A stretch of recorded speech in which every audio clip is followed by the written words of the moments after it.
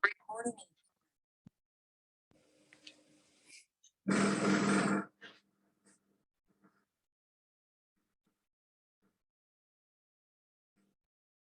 morning, everybody. Today is August 30th, 2020. BMN 513, Buddhism through its scriptures, the class. Today is I think the 8th session. So this is the 8th session. Next week, there won't be classes because of the Labor Day holiday. And then we have our final on September 13th, the week after. So this is the last class before the final exam. Okay, last class before the final exam. Next week, no class. And I got most of the midterms. So let's move on then. Today I thought of giving you some information about the Buddhist practices. Buddhist practices, when you say Buddhist practices based on the Buddhist scriptures, you know, Buddhism as a religion, it has scriptures, it has religious sites, and also rituals, rites and rituals. So when you talk about rites and rituals, that belongs to the practices. In any religion, any given religion, you have the certain kinds of practices that you do perform, any religion. Some people do chanting, meditation, pilgrimage, and some different kinds of actions, helping others, taking care of the needs of the sick, like that. So today I thought of focusing on when you come to Buddhism, based on the Buddhist scriptures, one of the great practices that Buddhists all over the world do is meditation. Among many other practices, meditation gets the priority. The Buddhist scriptures that we were looking at, many scriptures in Pali, Sanskrit, Chinese, Tibetan, any given scriptures, most of the time the content is related to meditation practices.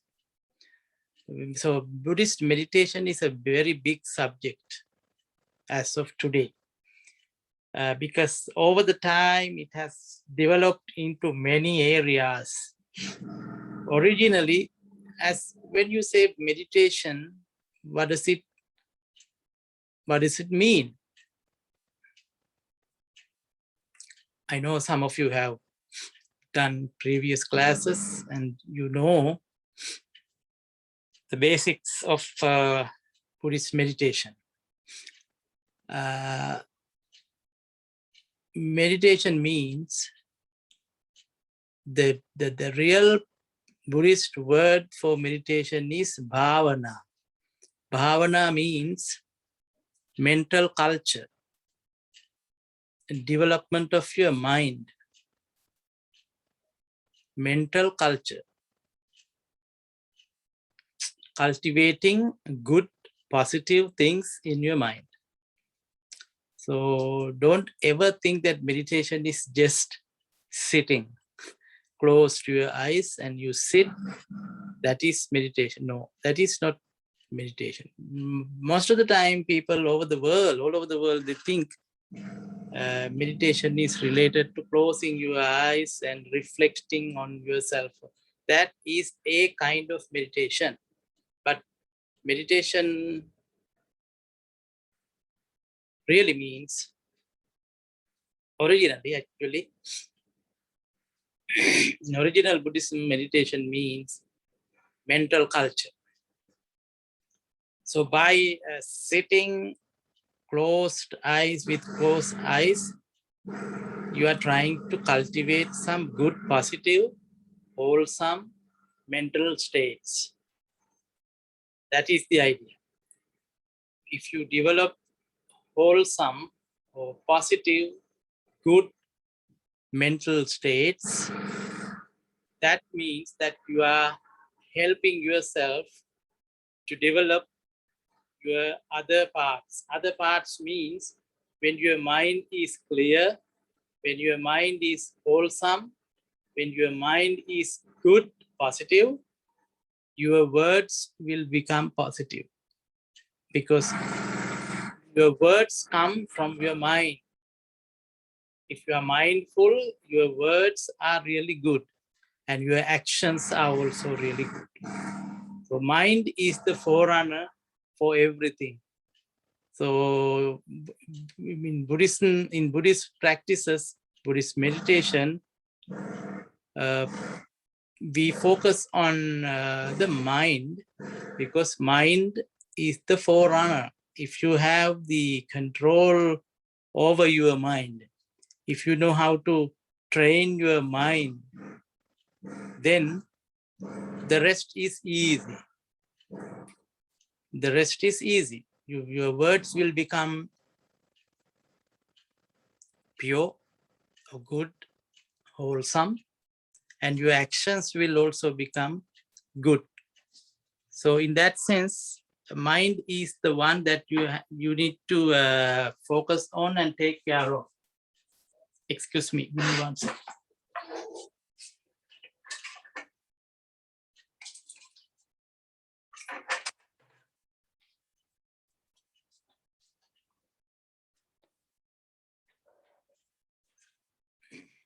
So then meditation is nothing else but development of your mind. And to develop your mind in the Buddhist scriptures, they have focused on many strategies. I would call them strategies. Many strategies to control your mind. One of them, all over the world, people focus on your breath, your in-breath and out-breath. You focus on that thing. Why? Why? Because that is a meditation subject. Because breath is always available to you. No matter what, if you are alive, breath is available. So then you focus on your breath, in breath and out breath. Focus in the sense that you are mindful. Breathing occurs naturally. Breathing happens naturally. But you look at it. You are mindful. When you are taking an in-breath, yes, I'm taking an in-breath. When you release the in-breath to out, when you out-breathe, you are mindful that I'm releasing my breath out. Likewise, if you can retain that, that mindfulness for a long period of time, what happens is your mind doesn't run here and there. You are focused. Once you train like that for a long time, you would be able to focus on a certain thing for a long time. Usually our usual nature, human nature is to run from one to the other very quick. Even though you seem to listen to me right now, your mind jumps from one place to the other. That's why it's called monkey mind. Just like a monkey. Monkey jumps from one branch to the other branch and the next one like that. So our mind, even though our body seems to be intact and calm and quiet, mind is not that. Mind is always jumping from one thought to the other, one subject to the other. It is a miraculous thing that mind can, jump very fast, very quick. You can change your thoughts. I don't know how quick. Yeah, even the text, the scriptures say, Buddhist scriptures say that mind is the fastest changing thing in the world. So our mind is the one that changes so fast that even you cannot give a simile, you cannot give an analogy to describe the change that occurs in the mind.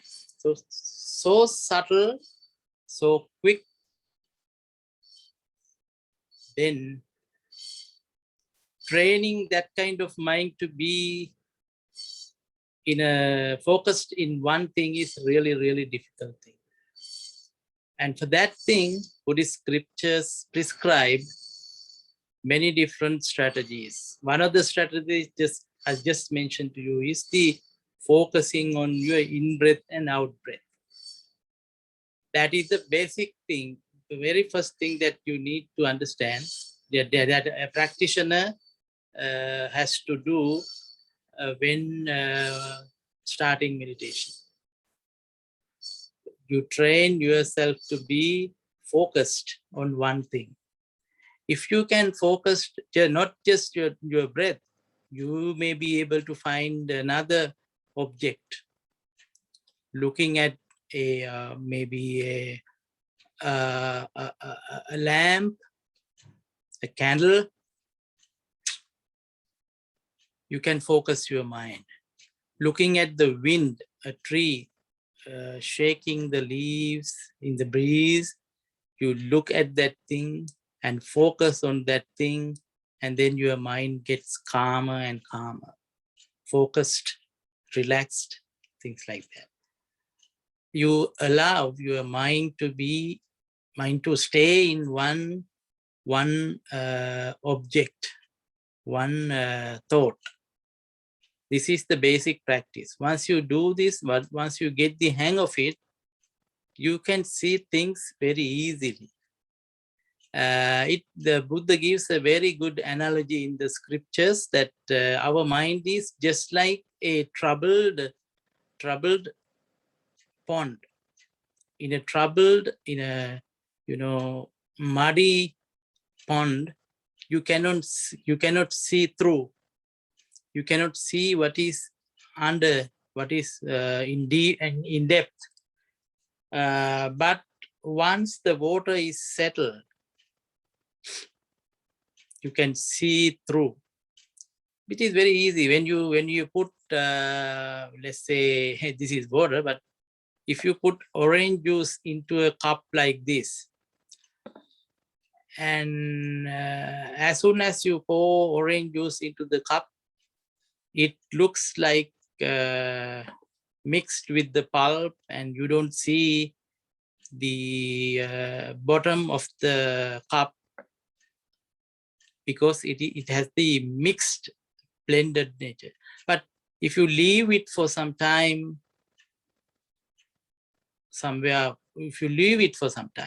what would happen is that you can see the pulp is going down and the orange juice is settled.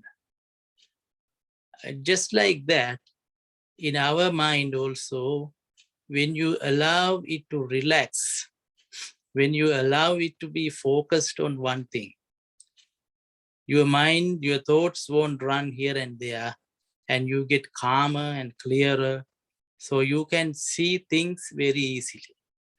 So meditation, the beginning of meditation needs to make your mind calmer, make your actions calmer, make your words calmer. And the next step is, by just doing that is not enough. By achieving the calmness is not enough, according to Buddhist scriptures. attaining the calmness. Of course, when the Buddha was alive, when he was born, in Indian tradition, there were some practices like this to train your mind to be calm and quiet and staying in one place. And by doing so, you can even perform some miracles. But Buddha said, that will not help us to reduce our suffering. So when you are calm and quiet, you should be able to look at yourself, look at the world, and understand the reality. That is called Vipassana. You might have heard the word Vipassana, insight. Insight comes out of calmness. So there are two, this is what I want to say. There are two types of meditation. First one is calm meditation or samatha. The Pali word is samatha. Calm meditation. You are calming down yourself. Then the next step is to go to the other higher level, which is called insight meditation or Vipassana meditation. The invention of the Buddha is this Vipassana meditation, seeing things as they are. Usually we look at things, we understand things as they appear before us or as they are there. But the reality, when you look at yourself, for instance, when we look at ourselves, in reality, there is no a person like me.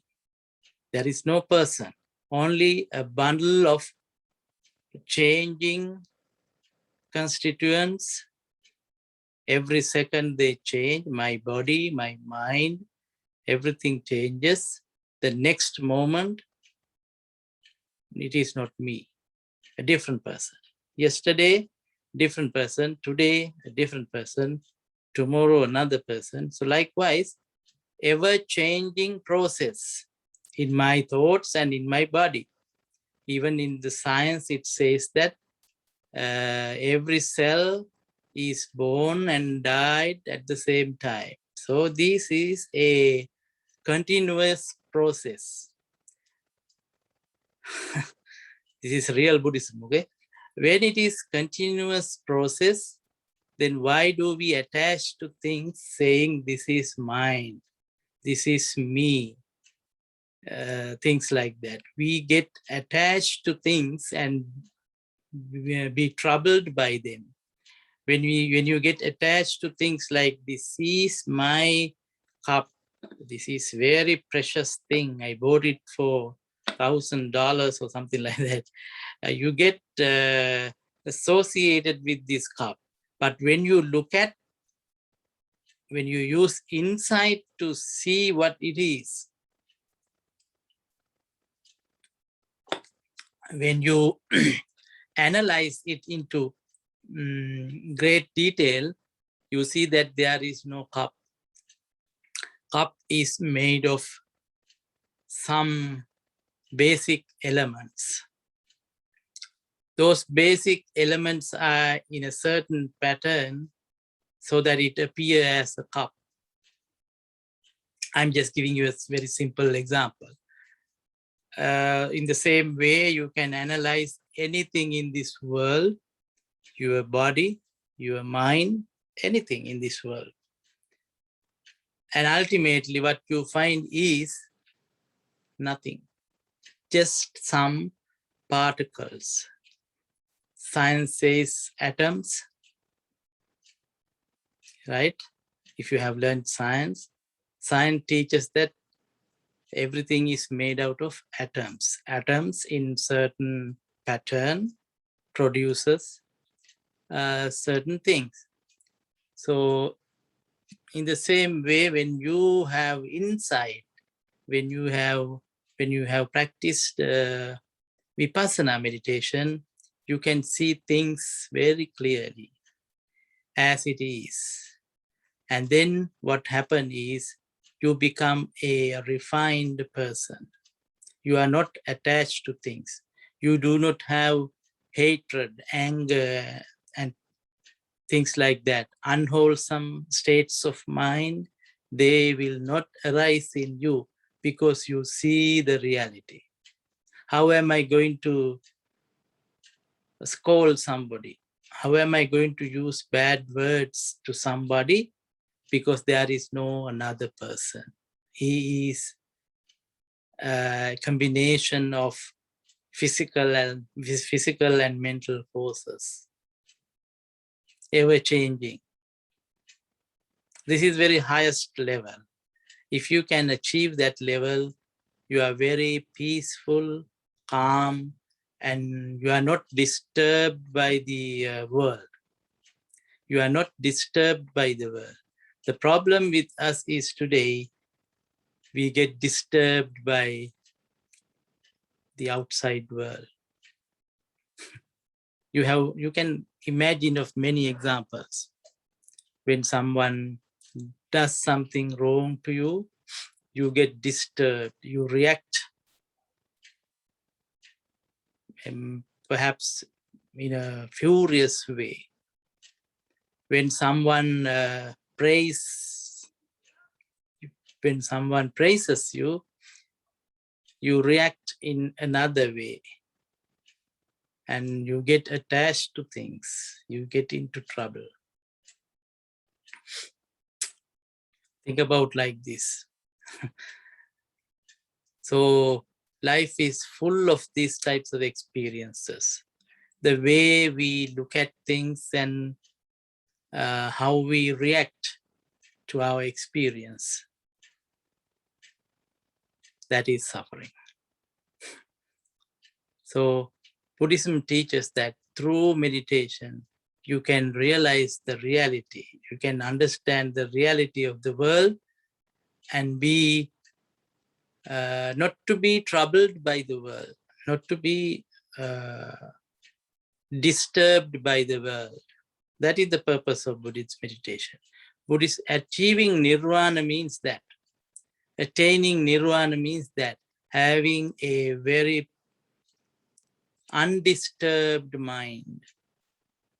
Having an undisturbed mind.